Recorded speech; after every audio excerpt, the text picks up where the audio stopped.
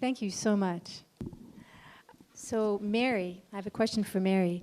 Did you imagine when you were doing pastoral work at your church that someday you would be leading it as its priest? No. No, I actually knew when I was 7 years old that I would be a minister. I had a very deep relationship with God. We talked all the time. I always think of that when I see little children. We really don't know what they're thinking about, how deep they are. But I knew when I was 7.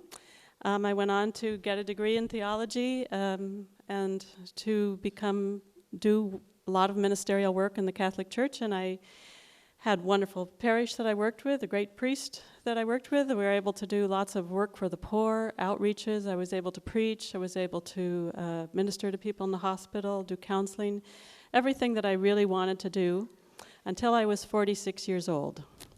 And then our parish drew the attention of the Vatican. We were a large parish, and we were serving many disenfranchised Catholics, divorced Catholics, people who had felt excluded, many poor. We had many outreaches to the poor.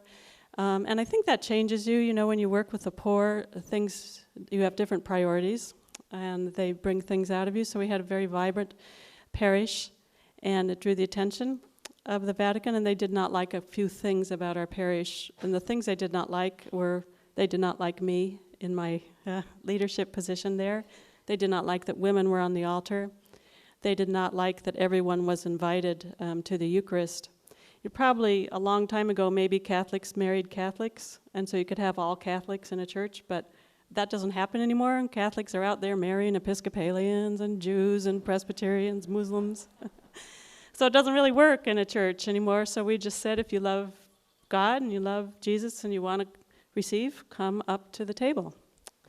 That was the second thing. And the third thing is we had many people during the 80s who were dying of AIDS. They were dying from AIDS. They were looking for churches that would bury them. In our church, we did many funerals, and many of those people were gay and lesbian. And at one point they said, you know, we don't want to just die from here. We'd like to live from here, too. And so we began to minister to that population. And as we ministered to them, became apparent that having loving relationships was part of that ministry. So we began to marry gay and lesbian couples. Well, those three things drew the attention of the Vatican.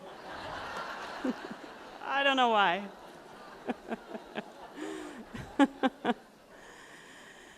So in 1998, you could say the axe kind of came down. They removed a very popular priest that I worked with. He's actually here today, Father Jim Callan. Yeah, it's right there. Thanks, Jim. Mm-hmm. Mm-hmm. Mm-hmm.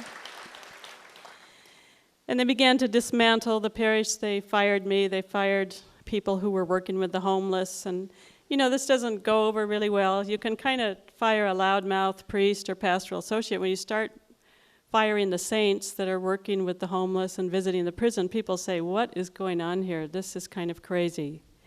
And so the people in our community said, we would like to continue as a community, and we would like to know if you would lead us as an alternative Catholic community.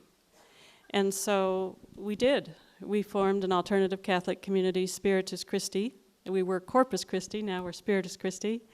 In 1998, we formed a new community, as we have a beautiful church.